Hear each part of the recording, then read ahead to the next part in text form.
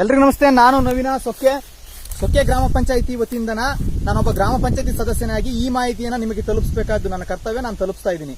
ಏನಪ್ಪಾ ಅಂದ್ರೆ ಈಗ ನೋಡಿ, ನಾನು ಈಗ ವಿಡಿಯೋ ಮಾಡ್ತಾ ಇದ್ದೀನಿ, ಅದು ನಿಮ್ ಕೈಯಲ್ಲಿದೆ. ನಿಮ್ಮ ಮನೆ ಒಳಗೆ ಬಂದು ನಾನು ಈ ವಿಡಿಯೋನ ನೀವು ನೋಡ್ತಾ ಇದ್ದೀರಾ ಅಂದ್ರೆ ನಾನು ಎಲ್ಲರ ಮನೆ ಒಳಗೂ ಕೂಡ ಇದನ್ನ ನಾನು ಕಾಣ್ತಾ ಇದ್ದೀನಿ. ಅಂದ್ರೆ ಇಷ್ಟು ಟೆಕ್ನಾಲಜಿ ಹೊರದಿರೋ ಕಾಲದಲ್ಲಿ ನಮ್ಮ ಗ್ರಾಮ ಪಂಚಾಯತಿಯಲ್ಲಿ ಏನೇನೆಲ್ಲ ಕೆಲಸಗಳಾಗ್ತದೆ, ಏನೇನೆಲ್ಲ ಅನುದಾನ ಬರ್ತದೆ, ಸರ್ಕಾರ ಏನೇನೆಲ್ಲ ಅನುದಾನ ಕೊಡ್ತದೆ, ಎಷ್ಟು ಈರುಳ್ಳಿ ಶೆಡ್ ಕೊಡ್ತು, ಎಷ್ಟು ವರ್ಮಿ ಕಾಂಪೋಸ್ಟ್ ಬೆಡ್ಗಳು ಕೊಡ್ತು, ಅಥವಾ ಎಷ್ಟು ಅನುದಾನಗಳನ್ನು ಕೊಡ್ತಾ ಇದೆ, ಎಷ್ಟು ಮನೆಗಳನ್ನು ಕೊಡ್ತಾ ಇದೆ, ನಿವೇಶನ ರೈತರಿಗೆ ಏನೇನೆಲ್ಲ ಸವಲತ್ತುಗಳನ್ನು ಕೊಡ್ತಾ ಇದೆ, ಅಥವಾ ಯಾವ್ಯಾವ ಗ್ರಾಂಟ್ಗಳಿದಾವೆ, ಏನೇನು ವಿಷಯಗಳಿದಾವೆ, ಏನೇನು ಸವಲತ್ತುಗಳಿದೆ, ಕೋಟ್ಯಾಂತರ ರೂಪಾಯಿ ಹಣ ನಿಮಗೆ ಏನಾಯ್ತು ಎತ್ತಾಯ್ತು ಅಂತ ವಿಷಯಗಳು ಮಾಹಿತಿಗಳನ್ನ ನಿಮಗೆ ಕೊಡೋದಕ್ಕೆ ಸರ್ಕಾರನೇ ಒಂದು ಆದೇಶ ಮಾಡಿದೆ. ಅಂದ್ರೆ ಸಾಮಾಜಿಕ ಜಾಲತಾಣಗಳನ್ನ ಆಯಾ ವಾಟ್ಸ್ಆಪ್ ಗ್ರೂಪ್ಗಳು ಅಥವಾ ಒಂದು ಫೇಸ್ಬುಕ್ ಜಾಲತಾಣಗಳು ಏನಿದಾವೆ, ಇನ್ಸ್ಟಾಗ್ರಾಮ್ ಅಥವಾ ಯೂಟ್ಯೂಬ್ ಚಾನಲ್ಗಳು ಏನಿದಾವೆ, ಅದನ್ನ ಪಂಚಾಯಿತಿಯಿಂದನೇ ಆಥರೈಸ್ಡ್ ಆಗಿ ಮಾಡಿ ಅಂತ ಹೇಳಿದರೆ, ಅದಕ್ಕೆ ಸಂಬಂಧಪಟ್ಟಂತೆ ನಿನ್ನೆ ಸಾಮಾನ್ಯ ಸಭೆಯಲ್ಲಿ ನಾನು ಮಾತಾಡಿದ್ದೀನಿ. ನಮ್ಮ ಪಿಡಿಒ ಅವರು ಕೂಡ ಆಯಾ ಊರಿನ ಅಂದ್ರೆ ಸದಸ್ಯರುಗಳೆಲ್ಲ ಸೇರ್ಕೊಂಡು ಒಂದು ಗ್ರೂಪ್ ಇದೆ, ಅದನ್ನು ಹೊರತುಪಡಿಸಿ ಈಗ ಉದಾಹರಣೆ ನಾನು ನಮ್ಮ ಊರಿಗೆ ಸಂಬಂಧಪಟ್ಟಂತೆ ಸೊಕ್ಕೆ, ರಂಗಾಪುರ, ತಿಮ್ಮಾಪುರ, ಕಲ್ಶೆಟ್ಟಹಳ್ಳಿ, ಕಾರಣಘಟ್ಟ, ದೇವಿಕೆರೆ ಹೊಸೂರು ಅಂತೀವಲ್ಲ ಅದು, ಆಮೇಲೆ ಕರಡಿಪುರ,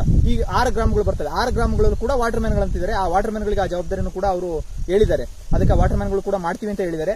ನಿಮ್ಮ ಜವಾಬ್ದಾರಿ ಏನಪ್ಪಾ ಅಂದ್ರೆ ಅಲ್ಲೊಂದು ಗ್ರೂಪ್ ಸ್ಟಾರ್ಟ್ ಆಗುತ್ತೆ, ಅಂದ್ರೆ ವಾಟ್ಸ್ಆಪ್ ಗ್ರೂಪ್ ಅಂತ ಸ್ಟಾರ್ಟ್ ಆಗುತ್ತೆ. ಆ ಗ್ರೂಪ್ಗಳಿಗೆ ನೀವೆಲ್ಲ ಸೇರ್ಕೊಳ್ಳೋದು. ಅಂದ್ರೆ ಉದಾಹರಣೆ ನಿಮಗೆ ಕರೆಂಟ್ ಈಗ ಬಂತಾ, ಈಗ ಹೋಯ್ತಾ, ಯಾವ ಬಂತು ಅಂತ ಕೇಳೋದಕ್ಕೆ ನಿಮಗೆ ಎಫ್ ಸಪ್ಲೈ ಏನಾಯ್ತಪ್ಪ ಅಂತ ನೀವೆಲ್ಲೋ ಫೋನ್ ಮಾಡಿ ಕೇಳಂಗಿಲ್ಲ. ಇವತ್ತು KEB ಅವರು ಏನ್ ಮಾಡಿದ್ರೆ ಒಂದು ಗ್ರೂಪ್ ಮಾಡ್ಕೊಂಡಿದ್ದಾರೆ. ಆ ಗ್ರೂಪ್ ಅಲ್ಲಿ ನೀವು ನೋಡಿದ್ರೆ ಆ ಕರೆಂಟ್ ಈಗ 3 ಫೇಸ್ ಬಂತು, ಈಗ ಹೋಯ್ತು, ಈಗ ಎಂಡ್ ಟ್ರಿಪ್ ತಗೊಂಡಿದ್ದಾರೆ, ಈಗ LC ತಗೊಂಡಿದ್ದಾರೆ, ಇದು ಹೆಂಗ್ ಗೊತ್ತಾಗುತ್ತೋ ಅದೇ ತರ ಸರ್ಕಾರದ ಎಷ್ಟು ಹಣ ಬಂದಿದೆ, ಏನಾಗ್ತಾ ಇದೆ, ಯಾವ್ಯಾವ ಯೋಜನೆಗಳಿದಾವೆ ಅನ್ನೋದು ಕೂಡ ನಾವು ಅದರಲ್ಲಿ PDO ಅವರು ಇರ್ತಾರೆ, ಅಧಿಕಾರಿ ವರ್ಗದವರು ಇರ್ತಾರೆ, ಆ ಊರಿನ ಒಬ್ಬ ಸದಸ್ಯನು ಕೂಡ ಇರ್ತಾನೆ. ಉಳಿದಂತೆ ನೀವು ಒಂದು 200 ಜನ 300 ಜನ ಗ್ರಾಮಸ್ಥರಿದ್ರೆ ಅವರೆಲ್ಲರೂ ಕೂಡ ಅವರ ವಾಟ್ಸ್ಆಪ್ ನಂಬರ್ಗಳನ್ನ ಸೇರಿಸಿರ್ತಾರೆ.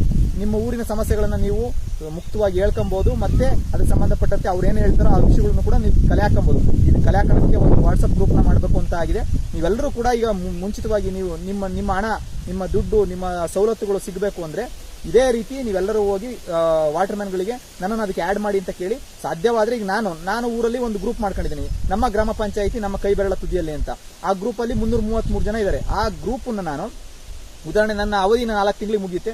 ನಾನು ಅಧಿಕಾರದಿಂದ ಅಂದ್ರೆ ಈ ಕೆಲಸದಿಂದ ನಿವೃತ್ತಿ ಅಂದ್ರೆ ಏನು ಬಿಟ್ಟೋದ್ಮೇಲೆ ಅಷ್ಟಕ್ಕೆ ನಿಲ್ಲಬಾರದು. ಆ ಕಾರಣಕ್ಕೆ ಆಥರೈಸ್ಡ್ ಗ್ರಾಮ ಪಂಚಾಯತಿಯಿಂದನೇ ಕೆಲಸ ಮಾಡ್ತಕ್ಕಂಥ ಅಧಿಕಾರಿಗಳು ಅದನ್ನ ಕಂಟಿನ್ಯೂಟಿ ಕೊಡಬೇಕು.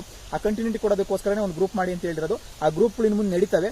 ಈಗ ನಾವೇನ್ ಮಾಡ್ಕೊಂಡಿದೀವಿ, ಆ ಗ್ರೂಪ್ ಅಲ್ಲೂ ಕೂಡ ನಿಮಗೆ ಇನ್ನೂ ಹೆಚ್ಚಿನ ಮಾಹಿತಿಗಳನ್ನ, ಬೇರೆ ಮಾಹಿತಿಗಳನ್ನು ಕೂಡ ಆಗ್ತಾ ಇರ್ತೀವಿ. ಈ ಗ್ರೂಪ್ಗಳಿಗೆಲ್ಲರೂ ಸೇರಿ ಮತ್ತೆ ಆ ಸದಸ್ಯರುಗಳು ಕೂಡ ಆ ಗ್ರೂಪ್ ಅಲ್ಲಿ ಹೆಚ್ಚುವರಿಯಾಗಿ ಜನಗಳನ್ನ ಸೇರಿಸಬಹುದು. ಆ ಕರ್ತವ್ಯನ ನಾನು ಮಾಡ್ತೀನಿ. ಈ ಗ್ರೂಪ್ ಅಲ್ಲಿ ಏನಿದ್ದೀರಾ ಅವ್ರನ್ನೆಲ್ಲರೂ ಕೂಡ ಆ ಗ್ರೂಪ್ಗೆ ಹಾಕ್ತೀವಿ. ನಿಮಗೂ ಕೂಡ ಮಾಹಿತಿ ಬರಂಗೆ. ಆ ವಾಟ್ಸ್ಆಪ್ ಗ್ರೂಪ್ ನ ರಚನೆ ಆದ ತಕ್ಷಣ ನೀವೆಲ್ಲರೂ ಕೂಡ ಖುದ್ದಾಗಿ ಬಂದು ನೋಡಪ್ಪ ನನ್ನ ಸೇರಿಸೋ ಆ ಗ್ರೂಪಿಗೆ ಅಂತ ನೀವು ಕೇಳಬೇಕು. ಅಂದ್ರೆ ನಿಮ್ಮ ಜವಾಬ್ದಾರಿನೂ ಇರಲಿ ಅಂತ ನಾನು ಹೇಳ್ತಾ ಇದ್ದೀನಿ. ನಮ್ಮ ಜವಾಬ್ದಾರಿ ಏನಿದೆ ಅದನ್ನ ನಾವು ಗ್ರೂಪ್ ಮಾಡಿದಿರಾ ಅಂತ ಕೇಳಿದ್ವಿ, ಮಾಡ್ತೀವಿ ಅಂತ ಹೇಳಿದರೆ ಅದಕ್ಕೆ ನಂತರದ ಜವಾಬ್ದಾರಿ ನಿಮ್ದಿರುತ್ತೆ. ಮತ್ತೆ ಸೊಕ್ಕೆ GP ಅಂತ ಹೇಳಿ ಒಂದು ಫೇಸ್ಬುಕ್ ಅಕೌಂಟ್ ಇದೆ, ಅದರಲ್ಲೂ ಕೂಡ ಅದರ ಲಿಂಕ್ ಕೂಡ ನಿಮಗೆ ಹಾಕ್ತೀನಿ, ಯೂಟ್ಯೂಬ್ ಲಿಂಕ್ ಮತ್ತೆ ಸೊಕ್ಕೆ GP ಅಂತ 2020ರಲ್ಲೇ ಮಾಡಿರೋಂಥದ್ದು. ಅದು ಕಾರಣಾಂತರಗಳಿಂದ ಆಕ್ಟಿವ್ ಆಗಿರಲಿಲ್ಲ, ಇನ್ನು ಮುಂದೆ ಆಕ್ಟಿವ್ ಆಗಿರುತ್ತೆ. ಅದರಲ್ಲಿ ಸರ್ಕಾರಿ ಕಾಗದ ಪತ್ರಗಳು, ಉದಾಹರಣೆ ಸರ್ಕಾರ ಏನೋ ಒಂದು ಆದೇಶ ಹೊರಡಿಸಿರುತ್ತೆ, ಆ ಆದೇಶದ ಪ್ರತಿಗಳನ್ನ ಅದರಲ್ಲಿ ಹಾಕಂತದ್ದು, ಮತ್ತೆ ಒಂದಿಷ್ಟು ನಮ್ದು ಗ್ರಾಮ ಸಭೆ ನಡೆಯುತ್ತೆ, ಅದನ್ನ ಪಾರದರ್ಶಕವಾಗಿ ನಿಮಗೆ ತೋರಿಸ್ತಕ್ಕಂಥದ್ದು. ಈ ಎಲ್ಲ ವಿಷಯಗಳನ್ನು ಮುಂದಿನ ದಿನಗಳಲ್ಲಿ ಆಗುತ್ತೆ. ಈ ಎಲ್ಲ ವಿಷಯಗಳು ಆಗಬೇಕು.